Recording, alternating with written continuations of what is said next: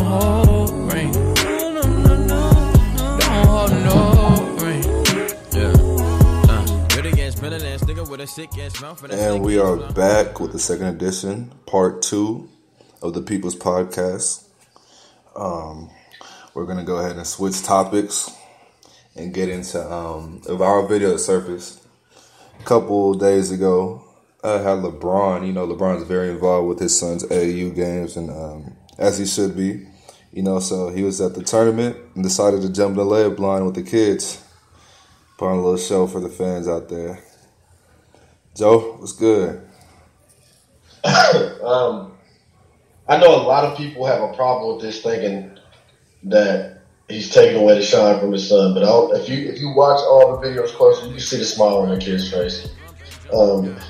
As a superstar, you have to be self-conscious that you are a superstar. You can't be oblivious of the fact that you're not an average person. I mean, as much as you want to be an average person, you're not no more. You got all the media attention. LeBron gets followed around like a Kardashian. So it's like, what he did is, all these kids are looking at LeBron. You see his son's game are packed out. I don't know how many kids' games at 7th, 8th grade are getting packed out like that. And the reason is because LeBron and his son is on there. So he goes out there and puts on the show for all the people. You saw the phones around. There's nobody in that gym that was mad at him for going out there and putting the show. That's a story they will be telling for the rest of their lives. They saw the best, if one of the best, if not the best player of all time, dunk in front of them. So, I mean, in my eyes, that was a great move by LeBron. I agree. Some people said that he was taking away the shine from the kids, but I mean, I'm pretty sure the kids didn't have a problem with LeBron and jumping in the layup line with him. I know if I was a kid, I wouldn't. So he was really just trying to be a good dude, honestly.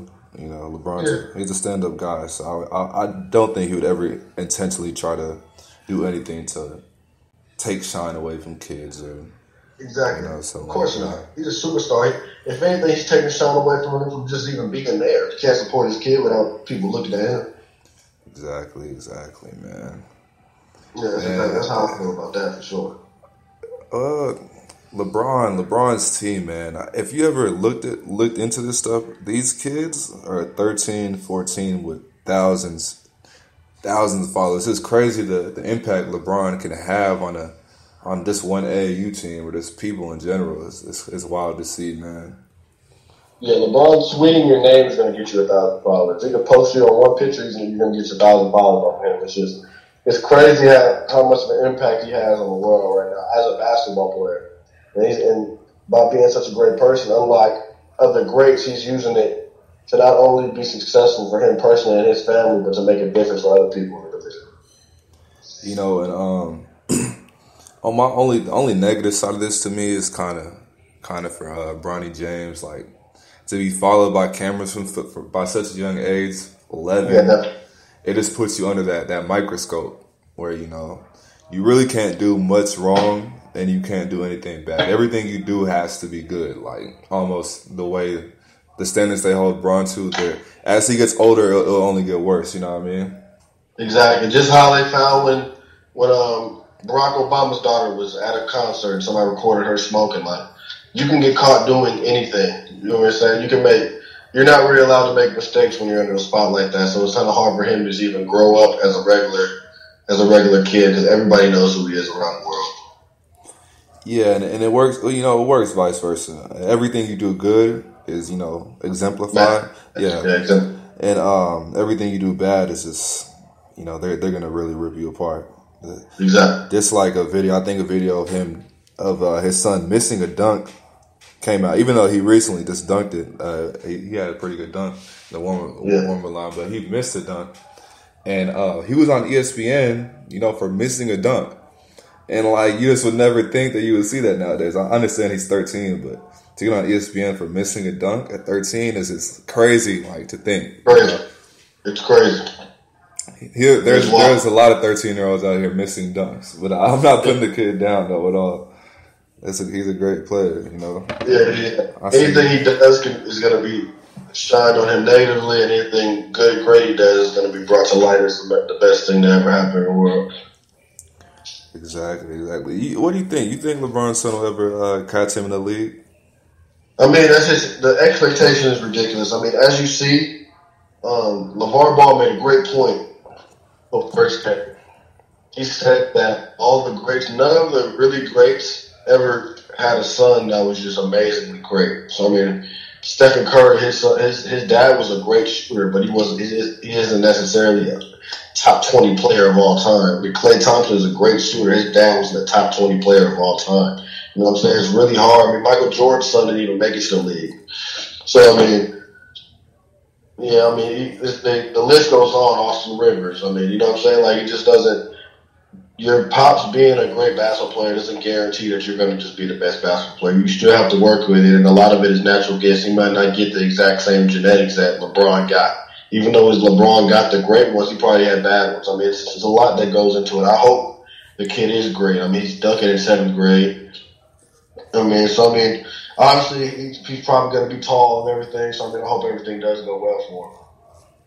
Yeah, for sure. You know, it would be great to see LeBron actually get to play with his son in his last year in the league. I feel like if whatever team his son were to go one and done and get drafted, LeBron would probably do a free, 1 year contract or whatever team that is just to play with his son. It would be great to see. Yeah, I think LeBron can play until he's 45. So, I mean, yeah, he might break the record. LeBron might break the record. Exactly. He can play till he's 45 the way he is. I mean, his game is timeless. So, I mean, if he wanted to, he can play up until he's almost 50 because he has a turnaround jumper. He's always going to have the size. So, I mean, if he had to play deepest in the post, he can do that. He takes care of his body like no other athlete of all time. So, I mean, he's definitely going to be able to have a chance if his son does make it to the NBA and play with him. Also, King Griffey Jr. and King Griffey Jr. Yeah, man, Brian. So do you think that it's necessary for athletes like LeBron James to be politically conscious in today's era? I don't think it should be like required. You know what I'm saying? It shouldn't be necessarily required, but I mean, I think LeBron is kind of into the political side of things. So him, it inspires other kids that look like him. You know what I'm saying? That's the same skin color to him to aspire to be great. I mean, not just being. There's a lot of rappers out here that it's all they talk about. The only thing that matters is money, all this and that, all that you're wearing, all the chains, all this. He shows people that were in bad situations that you can be president if you want to. You can get out of a bad situation and make it into a good one. So I mean, I don't think it should be just you have to be that. But because I mean, obviously Michael Jordan isn't big into politics or anything like that. I mean, I think he invests in jails. So I mean, like, I think it's just as a role model that he's doing it the right way. I'm sorry, we're having a little problems with sound right now, but well, I think, obviously LeBron James, a lot of kids look up to him. For a lot of black kids, especially young black kids, the only successful black people they see is rappers and athletes. You don't really see young black kids looking up to doctors and lawyers and stuff like that. So most of the time, these athletes are the only people who really have an influence in their lives as far as, what they think, their views on things. So I think it's important that top athletes, step up and say something about what's going on in the world. I feel like it will just give people better insight and, just let people know that athletes are a lot more than just athletes. They're regular humans too. They have their own views on different things just like anybody else would. So, it just shows a different side of athletes that I think people should definitely see. Yeah, definitely. We're a lot more than just shut up and dribble as LeBron continually makes sure people remember that people are saying. So, I mean, I believe that we can show that we're a lot bigger than just athletes. The stereotypical thing with athletes is a dumb jock or a guy. You know what I'm saying? All we can do is be an athlete, but there's the intelligence of a basketball player, football player, etc., soccer, hockey, etc. is a lot more than just playing the sport. There's a lot that comes with it, and it's more than just playing basketball inside of an arena, but also giving back to the community. NBA Cares movement. You see the NFL, they have a thing. You see all over the commercial how much they do in the community. I mean, it's a lot more than what we're doing in our arena. Basketball, football, etc. Yeah, for sure. Recently Joel Embiid commented on the ex general manager Michael Colangelo. His wife actually had burner accounts out, and she talked about not only Embiid but multiple Sixers players and commented on their injuries and how they're lesser. I mean, I don't want to say the words he said, but they weren't good words. They were negative words basically about these players. And Joel Embiid basically just said that all it did is make him want to get better. So what do you think about that, Joe? I think that the biggest thing with athletes is going to have to be tuning out any noise from anybody. Because, I mean, there's always going to be someone that hates on you, even the people that smile in your face. So, I mean, I think the biggest thing about being an athlete is tuning out the negative. I mean, I feel like if you don't have haters in any situation, you're not doing something right. Yeah, that's true. Definitely, as an athlete, you're always going to have to be able to ignore the negative comments because regardless of what you're doing, you're going to have haters. If you're doing something, not everybody's going to like you. So, it is unfortunately, it came from somebody so close in the organization, compared to this offend. But neither one of them really have make a difference on how he performs. So, I mean, if anything, he can use that as motivation. Like he said, that's going to just make him a better individual as he is. So, I mean, I like how he put it, saying that he's going to get better because of it. I mean, any motivation is good motivation for you. For sure. Well, speaking of burner accounts, what do you think about KD's, KD's burner accounts he had? I think he might as well just say whatever he wanted to say on Twitter. I mean, I think out of a regular account, I think he probably didn't want to make it a story. I mean, I don't agree with it personally.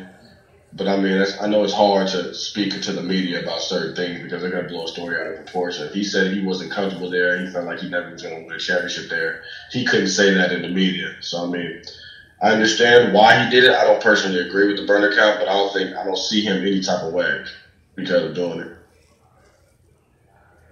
Yeah, true.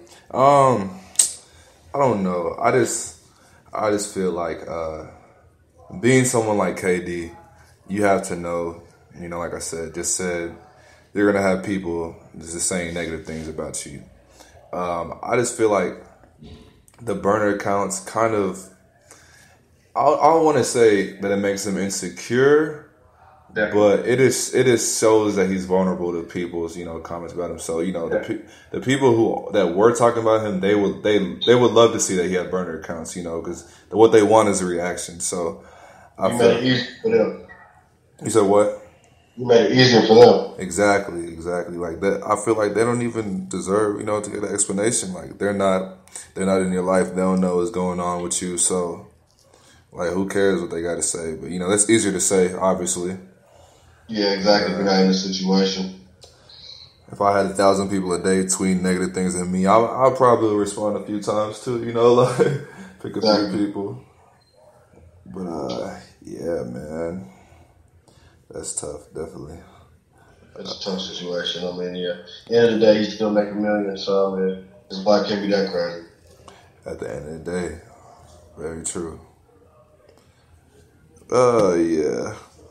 I think KD said on CJ McCollum's podcast that he can't do anything right in the media. Like they just chastise him for everything he does. So, I mean, yeah, as soon as he made that move to the Warriors, it just made it tough for him to win in anything he does, honestly. Exactly. I mean, at the end of the day, he's going to retire with multiple rings. He'll be a Hall of Famer, known as the top 10 player of all time. So, I mean, he'll be all right. I mean, he doesn't worry about playing too much, in my opinion. Yeah, definitely. But that's going to bring us to the end of our show today, guys. Glad you tuned in for episode 2 of the People's Podcast. Y'all be breezy out there, man. Breezy, baby. Y'all happy. I'm geek